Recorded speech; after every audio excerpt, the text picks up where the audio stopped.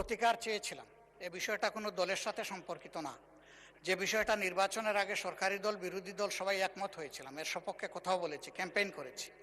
আমরা প্রতিকার যে পেলাম না, এতে আমরা না, এতে দেশবাসীর তাদের রায়ের প্রতিফলন হলো না, মূল্যায়ন হলো না।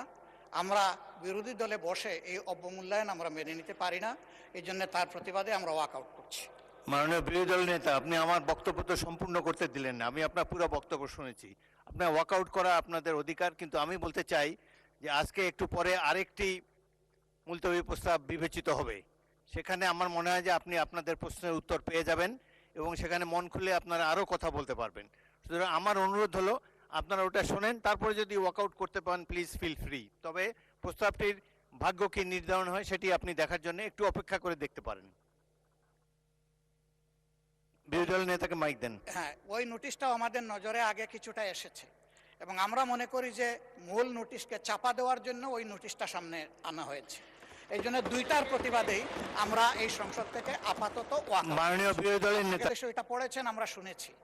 এই জন্য আমরা বুঝে শুনেই বলছি যে এই দুই কারণেই আমরা এখন ওয়াকআউট করছি। আপনাকে ধন্যবাদ।